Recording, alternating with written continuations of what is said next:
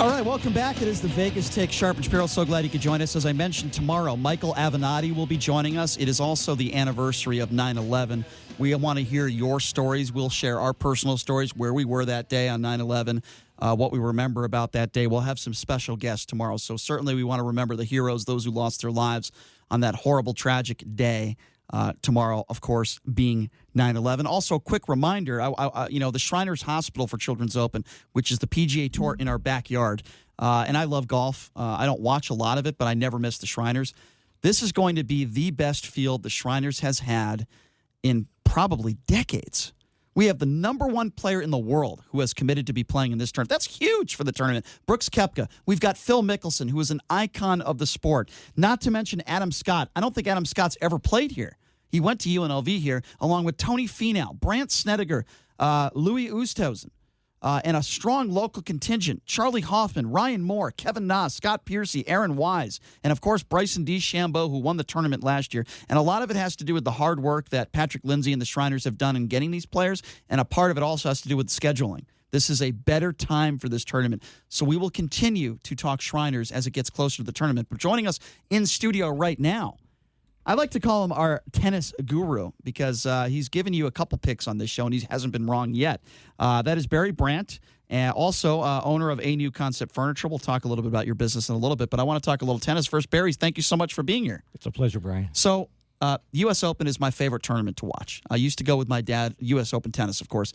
I used to go with my dad, Flushing Meadows, New York, every year, and I'll never forget it, those moments of being able to watch some of the best to ever play. I remember watching Serena Williams when she was very young, 19, 20 years old. I thought she was going to win in the finals. I really did. But at the same time, I'm getting a little tired of her behavior. You know, last year we know what happened in the U.S. Open where she just made Naomi Osaka's win. I thought she just overshadowed it with her horrible behavior. She's done that before in the past. She threatened a linesman. It seems like in these finals, when things don't go her way, all she does is cry and pout the whole match. And it's just annoying, just her behavior. I get it. She's probably going to go down as the best female tennis player of all time. What do you make of the finals? What do you make of her behavior?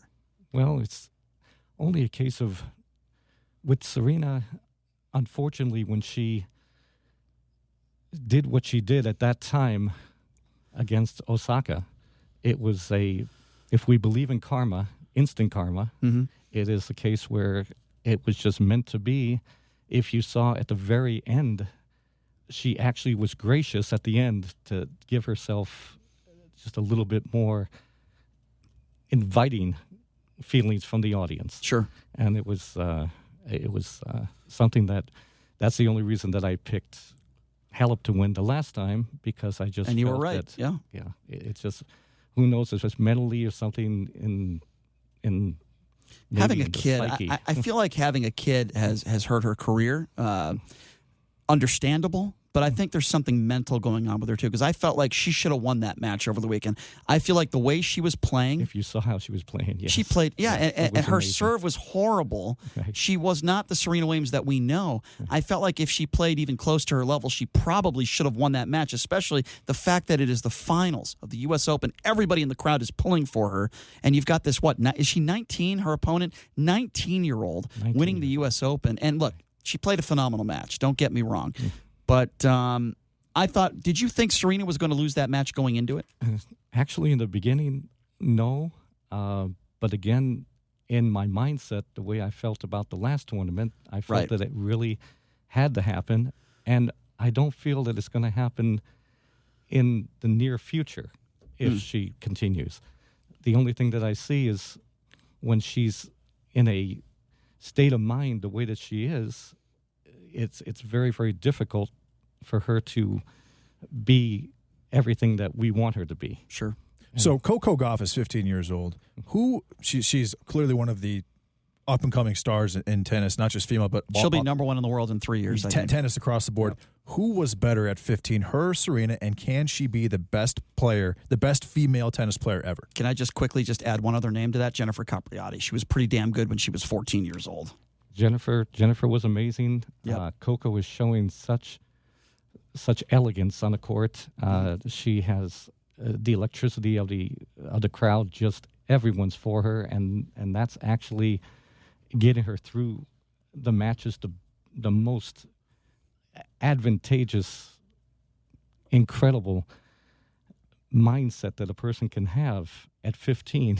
It's just truly remarkable to see someone like that can actually command the court. And by the way, you're right. She's at 15 years old. Gosh, I couldn't even tie my shoes. I barely can do that now. I'm not sure I could read. Yeah. Well, I can't tie my shoes now for other reasons because I'm so fat. But CoCo, you mentioned how graceful she is and past her years, so mature, all the pressure that has been on her. Not only is she probably going to be the face of women's tennis for the next 25 years, but I also think she's going to be a great ambassador to the game, better than Serena Williams and better than maybe some other women that we've had up there. And I think it's great for the sport. It's fantastic for the sport. Okay, let's move over to the men now. This was a really weird tournament for the men. You had the Joker, Novak Djokovic, who was clearly my pick to win the whole thing, getting ousted early. That was a big surprise.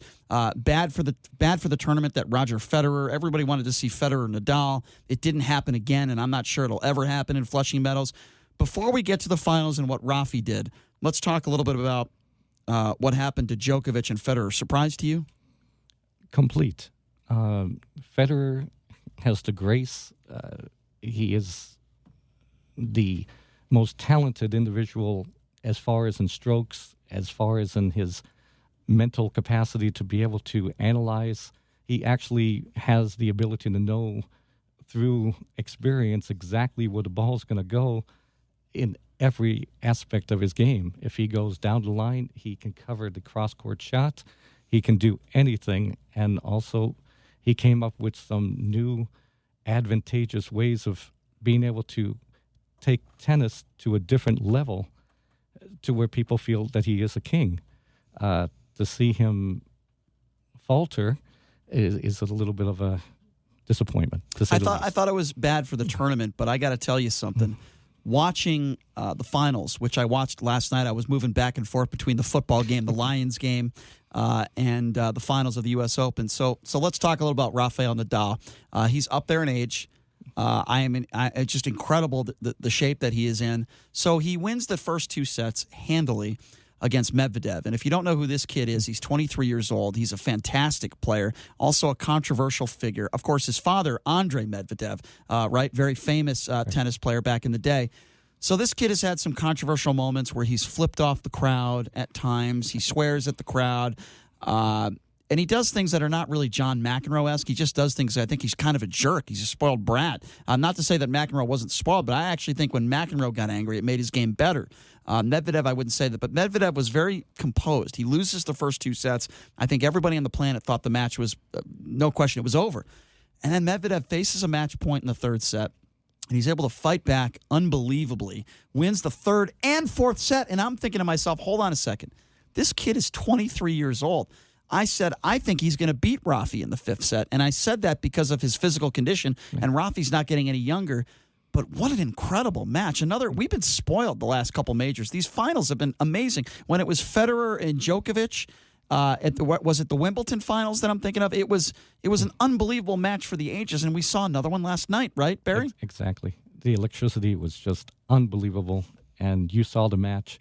No one can, in all my years of watching tennis, dealing with all the pros that I've dealt with and everything else, and seen just about every aspect of incredible just detail on how they hit every single shot. This Medvedev, he was just mentally so strong at that end. And you're right, everybody believed it because he actually, through the power of his mental capability, he actually almost had Nadal on his knees. Right. I mean, Nadal was praying to win that match. There was no question about it. And how Nadal was able to finish it off. But I think you have to give Medvedev a lot of credit for what he did. You do. Keeping his composure, everything that he has done to show and turn the crowd completely around. That was amazing. It was, and having the crowd for him, the way he just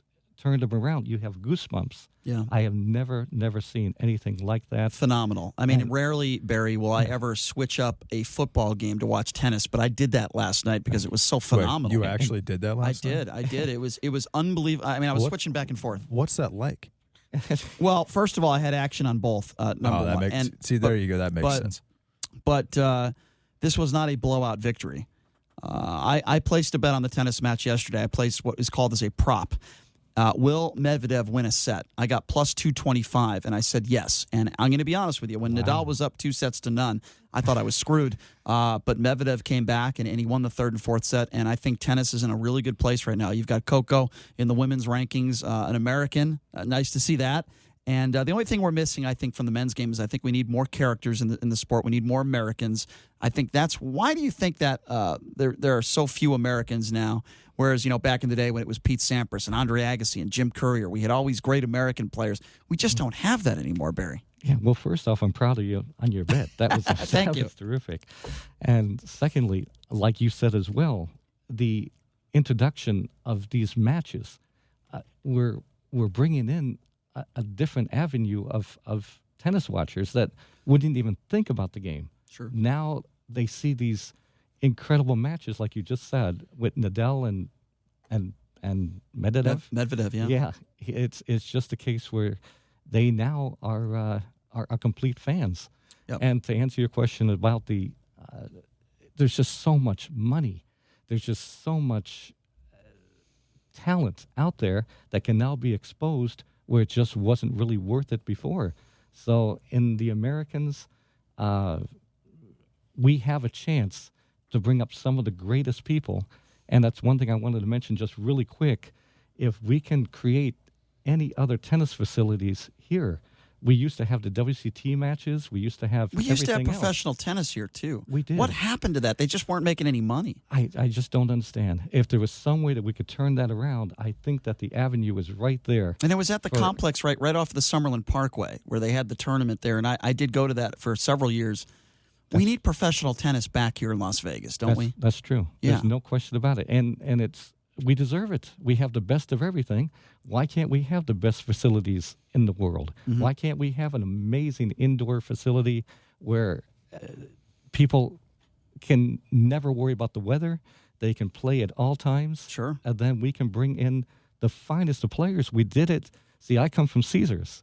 We had the most amazing tournaments you can imagine. And we had Andre. Andre had a chance to start out when he was very, very young, and he had an avenue to go to. He had his own court at Caesars. Don't you think Andre, listen, Andre, you mentioned Andre Agassi. He's done so much for the community here. He's a hero as far as I'm concerned. Him and Steffi Graf with his school here, his Agassi Prep School, and he's done so many wonderful things for Las Vegas. So don't get me wrong. But don't you think, and I know he's been asked this question before, that if he stepped up to the plate, don't you think he can get professional tennis back here in Las Vegas if he really put forth the energy to do it? I do. I have an appeal to Andre. Definitely. Yeah. I appeal to Andre to be able to make Vegas everything that it can be. Why do you think he hasn't done that? He's done so many other wonderful things for Vegas. Why not that? I don't know. It's bizarre. It's only a case where I have to give Andre so much credit because I watched him grow up on the tennis court. And for anyone to do what he has done, it has just been amazing because most people starting out that way, that young, they get burnt out very, very quickly. Mm-hmm. He talked about that a lot in his book. That, right? He has. But to see him and know what he has done, it's been pretty amazing. Yeah. But yeah, if we can, I reach out to anyone that can find a way for us to bring in tennis the way that we concentrate on every other sport. Sure. So you mentioned how Vegas has the best of everything. In my opinion, you actually have the best furniture store in Las Vegas called the New Concept Furniture. I went there. It's up here on Grand Canyon and Flamingo, I believe. But I went up there and my entire house. And I'm not just saying this. I literally decorated I furnished my entire house from your furniture store. Can you tell us about that? And in my opinion, it is the one furniture store in Vegas that defines Las Vegas. Well, it's a wonderful feeling to have the customers walk in and feel exactly the way that you do. The accolades that I get it's very rewarding. Everything that the store stands for is for customer commitment, customer satisfaction.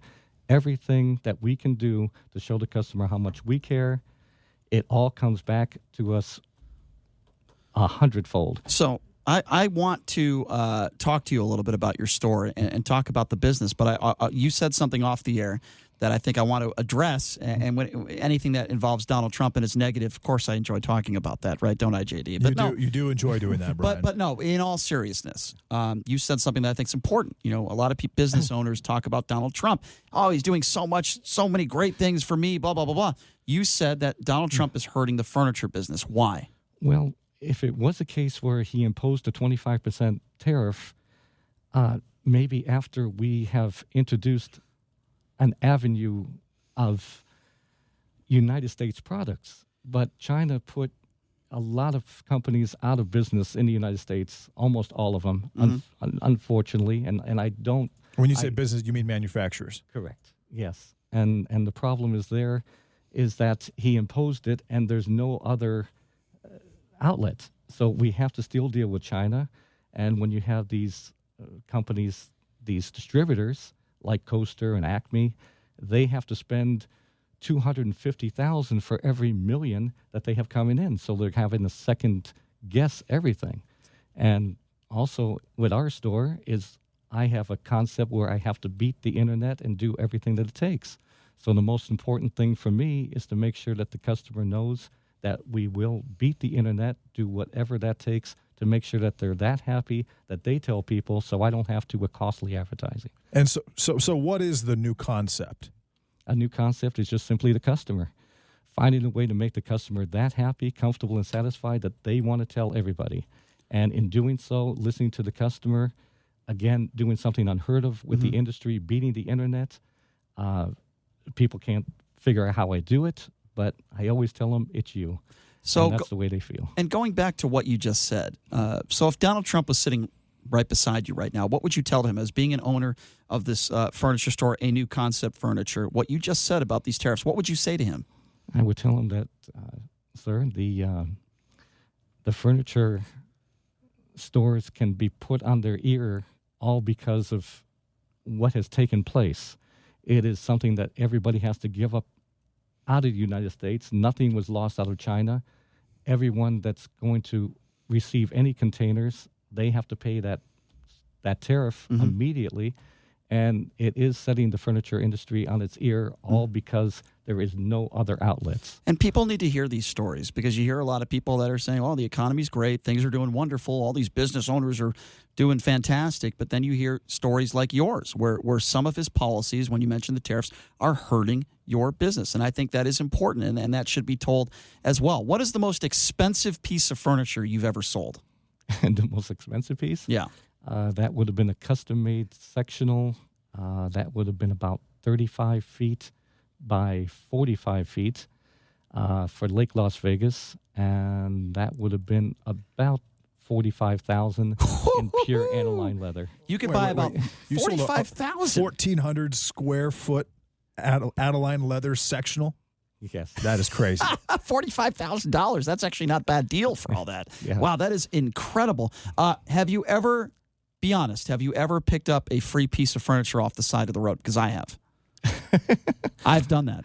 A free piece of furniture? Yes, off I the side have. of the road? I've done that. That is terrible. I took a love seat off of the side of the road that was going to garbage. I'm not surprised at all. And I used it for 8 or 9 years, and it was wonderful. I don't know who owned it, but I took it. Yes. Well, I can tell you that there are companies that do sell out of a truck. They find a truck and they say that and they sell out of it so you can have something new rather than find it on the curb. What do you think of IKEA? You think it's just cheap crap, or? IKEA has its own place. The only thing about it is no one should have to go through putting something together themselves. Yes. And I think they deserve a lot more. I actually, you actually, if you don't want to put that stuff together, you can pay for it, and it's actually quite pricey. But they do a pretty good job. And so you have a lot of high-end connections. We're talking Armani, Gucci, et cetera, et cetera. What are some of the high-end products high-end brands, name brands that you sell? Well, the Armani is a beautiful line. When a customer walks in, it's the wow factor when they see everything that we have. But the main thing is that the customer knows that there's just everything for them in every way. If they do whatever the customer's heart is set on, that's what we do our best to find. I have 141 companies to choose from, and each company is there just to make sure that the customer has what they wish. So we only have about a minute left here, but Barry, I want to give you enough time to be able to give out the information. How do people contact your store? Give us the information on the hours, where it is, how long you've been in business doing this. Sure, by all means. It's a new concept furniture. It's in a beautiful location facing Red Rock, and it's 4245 South Grand Canyon, and everything about the store, when you walk in, you have the red carpet treatment, and everything that a customer sees, they are just, it puts a smile on their face. So it's a wonderful feeling for me, and it's a wonderful feeling that they just will share the store the way that they do. And also, real quick, getting back to the internet, like you mentioned, Brian, there's no reason for a customer to ever have to worry about something dropped off on the curb. We are fortunate enough to be able to have the greatest delivery people. They not only deliver, but they set up as well. They do everything that it takes, including beating the internet. Well, I know that my co-host JD is a happy customer from your store. I'm an extremely happy customer, and I can confirm that once you walk in, there is literally a red carpet right when you walk in. Very cool. Well, Barry, thank you so much for being here, and your knowledge of tennis is awesome. So we appreciate that, and before the next major, we want to get some of your picks as well. Thank you so much for being here. We appreciate it. I appreciate it. It's truly a pleasure. Yes, thank you so much. Thanks a lot, Barry. So as I mentioned, tomorrow on the show is the anniversary of 9/11. So we are going to be obviously paying tribute to those who lost their lives, those heroes, everyone. So we'll be talking a lot to some people. We're going to have some guests on to talk about that. As I mentioned, Michael Avenatti will be on the show as well tomorrow. So a lot of personal stories about 9/11. So we're going to do that tomorrow, as we should, since it is the anniversary of that. And as I mentioned, Michael Avenatti will be joining us. Also, we're going to have a slip and fall attorney in studio tomorrow talking a little bit about that as well. And we're going to have some special guests, as I mentioned, from 9/11 as well. JD, what do you want to add to And that? we'll be discussing the recent vaping deaths. That vaping is now considered very, very dangerous. Also, you want to catch any of our stuff, YouTube, Facebook, Instagram, Twitter, SoundCloud, thevegas.take.com, everything The Vegas Take. We post every single show on all of our internet outlets. That's right. If you missed it yesterday, we had presidential candidate Joe Walsh as well. Thank you for joining us, everybody. Appreciate it. We will catch you same time, same place tomorrow. Thanks for listening to The Vegas Take on the all-new 101.5 FM, 720 AM, KDAWN.